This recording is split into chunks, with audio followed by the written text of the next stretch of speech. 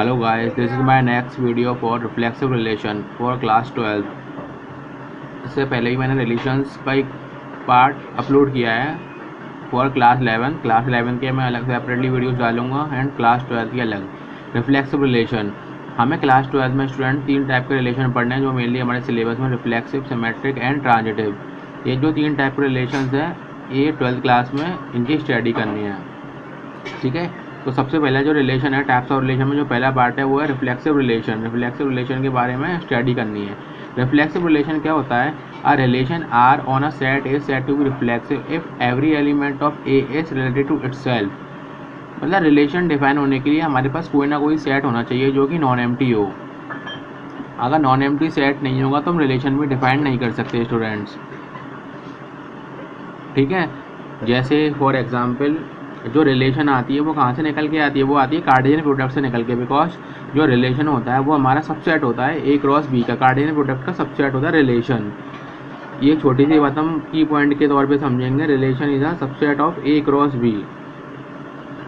ए cross B क्या है? कोई बहुत बड़ा सेट है और जो रिलेशन आर है वो उसका छोटा सा पार्ट है। Part of a set is called a subset. तो इतना तो मालूम पड़ गया, रिलेशन डिफाइन होने के लिए हमारे पास कोई ना कोई सेट जरूर होना चाहिए, है ना स्टूडेंट्स। तो एक एग्जांपल लेके आपको बताते हैं। जैसे सपोज करिए इफ़ ए इक्वल टू 5 हो, या ऐसे ब्रेसेस का ब्रैकेट लगा के भी छोड़ सकते हैं, एंड बी इक्वल टू, ये मान लो कि कोई फाइनाइट सेट है, ये फाइनाइट सेट है। मान लिया A equal to empty set और B equal to finite set. Finite set का मतलब है ये कह सकते हैं कि इसके अंदर 2, 4, 6 कुछ नंबर्स लिखे हुए हैं। यदि हम इनका क्रॉस प्रोडक्ट निकालते हैं, फाइनाइट सेट का क्रॉस प्रोडक्ट यदि एम्प्टी सेट से निकालते हैं, जो हमारा क्रॉस प्रोडक्ट आएगा ओवरऑल वो 5 ही आएगा। ए क्रॉस बी यदि हम फाइंड करते तो हमें क्या मिलेगा? We will get 5। तो ए क्रॉस बी हमारा क्या निकला? 5। अब जो हमें समझना है वो समझना रिफ्लेक्सिव रिलेशन। रिफ्लेक्सिव रिलेशन क्या होती है? रिफ्लेक्सिव रिलेशन के लिए भी हमारे पास एक सेट होना चाहिए और वो सेट आपको हर एक क्वेश्चन में गिवन होगा। हो सकता है कि किसी लैंग्वेज वाली फॉर्म में, स्टेटमेंट की फॉर्म में गिवन हो, या सेट बिल्डर फॉर्म और रोस्टर फॉर्म या टेबलर फॉर्म में भी गिवन हो सकता है। तो समवॉट सबसे पहले समझते हैं रिफ्लेक्सिव रिलेशन। रिफ्लेक्सिव रिलेशन को हम ऐसे समझते हैं, R is reflexive. R reflexive कब होगा? This implies that a comma A belongs to R. जो ऑर्डर्ड पेयर है ए कॉमा ए वो रिलेशन आर के अंदर होगा, और जो उस ऑर्डर्ड पेयर के अंदर के एलिमेंट्स हैं, एंट्रीज हैं, ऑब्जेक्ट्स हैं, वो सारे कहाँ से बिलोंग करेंगे? सेट ए से। For each and every a belongs to A. Student समझ में आया? रिफ्लेक्सिव रिलेशन के लिए हमें कंडीशन अपने माइंड में फिट रखनी होगी, A comma B belongs to R, यानी कि जो ऑर्डर्ड पेयर है वो रिलेशन के अंदर होगा और जो उसके अंदर के एंट्रीज है वो हमारी सेट ए के अंदर होंगी। और इसको हम ऐसे भी लिख सकते हैं, ए रिलेशन ए, इसके बेस पर for each A belongs to A. ये रिफ्लेक्सिव की डेफिनेशन हो गई। अब इसके बाद एक क्वेश्चन लेते हैं, फिर इसको ढंग से क्लियर करते हैं रिफ्लेक्सिव के कंसेप्ट को।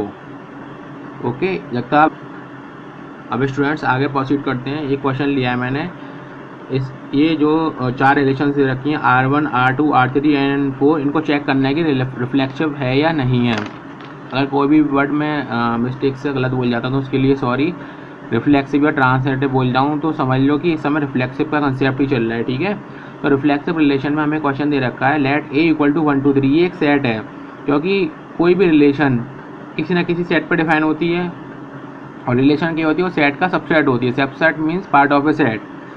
अब हमारे पास जो R1 रिलेशन दे रखी है इसके अंदर ये ऑर्डर्ड पेयर है 1, 1, 2, 2, 3, 3, 1, 3, 2, 1। अब इसको चेक करना है कि रिफ्लेक्सिव है या नहीं है।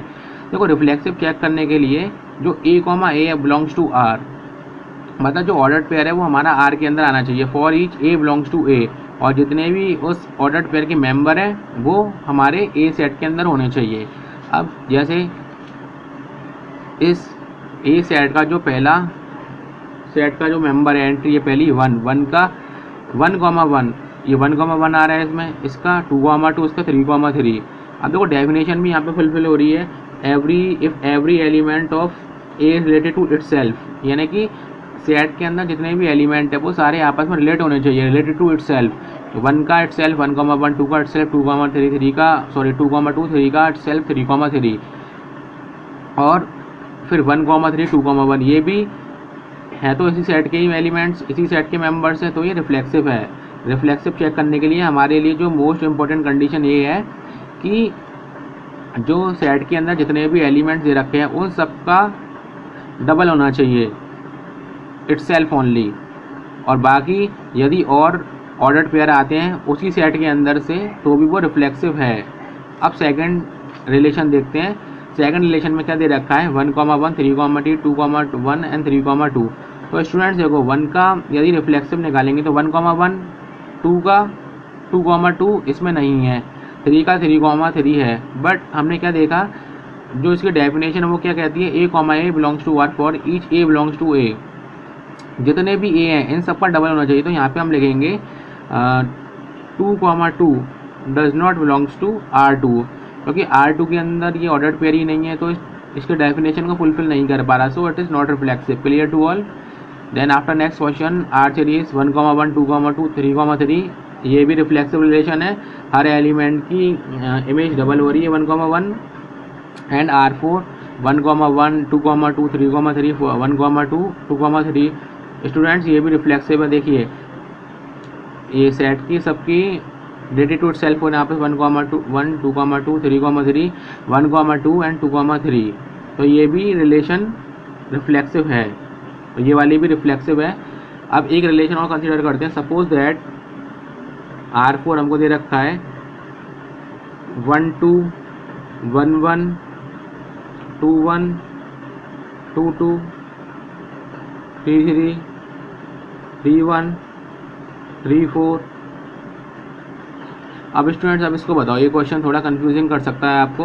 अब आपने देखा कि सर इसके अंदर 1,1, 2,2, 3,3 ये तो रिफ्लेक्सिव है और बाकी एलिमेंट्स आ रहे हैं वो सेट के मेंबर है। बट हमें यहाँ पे एक बात देखने की है, जो 3,4 है स्टूडेंट, ये 4 जो इस ऑर्डर्ड पेयर का सेकंड एलिमेंट है 4, ये इस वाले सेट जो 4 है हम ऐसे लिख सकते हैं 4 नॉट बिलोंग्स टू ए, 4 इस सेट को बिलोंग नहीं कर रहा। जो 4 है ऑर्डर्ड पेयर का सेकंड एलिमेंट वो हमारा जो ए सेट है उसके अंदर है ही नहीं, तो इसका मतलब ये रिफ्लेक्सिव रिलेशन नहीं है।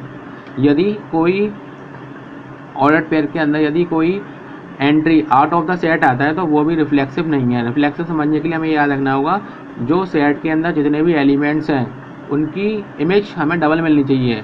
Okay 1,1, 2,2, 3,3, 4,4 and what ever 1 that is given on the set. So next question और देखते हैं, तो इसके लिए आप सब वेट करिए। रिफ्लेक्सिव की जो मैंने डेफिनेशन लिखी है वो इन जनरल की है। तो next format of question is given by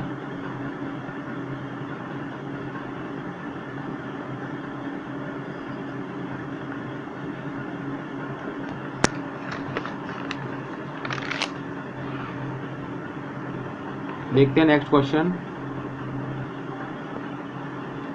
In this question, the set of a lines in a plane are given. So I read it. Let L be the set of a lines in a plane. Then relation R on L defined by L1, L2 belongs to R. This implies that L1 is parallel to L2.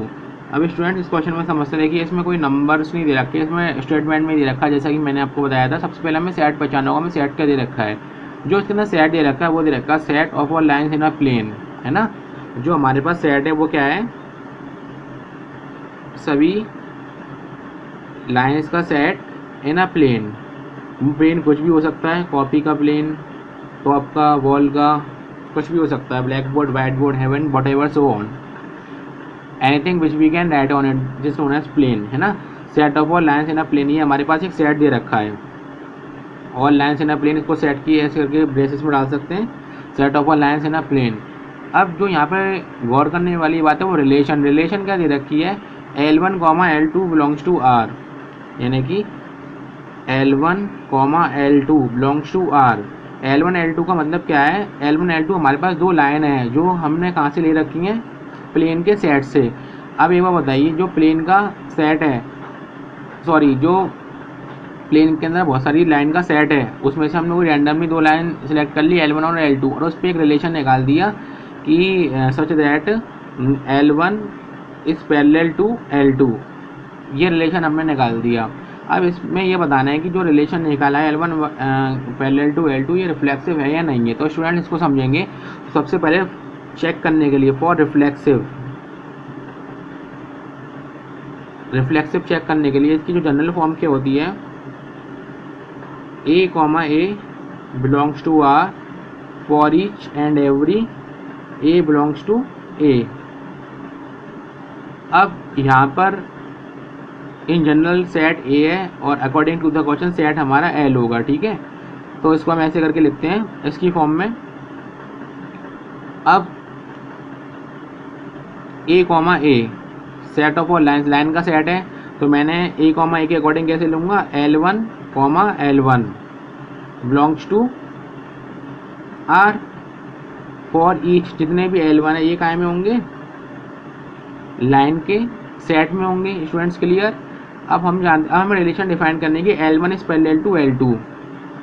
तो देखो, कोई भी line अपने आप में parallel होती है, तो इसके लिए हम स्टेटमेंट लिखेंगे एक, सिंस एवरी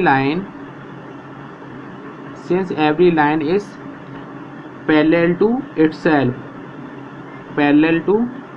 इटसेल्फ। हर एक लाइन अपने आप में पैरेलल होती है। देखो कैसे, ये लाइन L1 है, आई मीन टू से कोइंसाइड भी कर सकती है। L1 हो गई। अब इसी में दोबारा हम L1 डालेंगे तो वो भी L1 हो गई, है ना।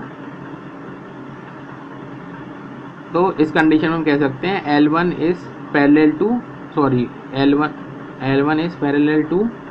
L1। तो रिलेशन कैसी हो गई? रिफ्लेक्सिव हो गई। तो हम यहाँ पे लिखेंगे 10 R इज रिफ्लेक्सिव। इसी से एक रिलेशन और डिफाइन कर लेते हैं स्टूडेंट्स। ये मान लीजिए कि सपोज करिए कि ये इसका फर्स्ट पार्ट है, एक सेकंड पार्ट और दे देता हूँ मैं कि L1, L2 belongs to R। अब यहाँ पर रिलेशन मैंने बना दिया L1 परपेंडिकुलर टू L2। ठीक है, अब इसको हमें चेक करना है कि ये परपेंडिकुलर है नहीं। ऑलरेडी यहाँ पे परपेंडिकुलर दे रखा है, बताना रिफ्लेक्सिव है या नहीं है। तो स्टूडेंट्स देखो, कोई भी लाइन अपने आप में पैरेलल तो होती है बट परपेंडिकुलर नहीं होती। परपेंडिकुलर होने के लिए it makes an angle of 90 degree. तो सीधी सी बात है, यदि हमारे पास एक लाइन है तो हमें दूसरी लाइन की भी रिक्वायरमेंट है। तो एक लाइन के बेसिस पर हम ये नहीं कह सकते कि परपेंडिकुलर है, बिकॉज हमें दूसरी लाइन की भी रिक्वायरमेंट होगी। तो in this case the relation is not reflexive. तो आप लिखेंगे यहाँ पे L1 is not perpendicular to L1। तो this relation is not reflexive. I hope reflexive का टॉपिक आप सभी को समझ में आया होगा। अब अपनी नेक्स्ट वीडियो में मैं इसके आगे का सिमेट्रिक वाला पार्ट अपलोड करूँगा। Thank you to all.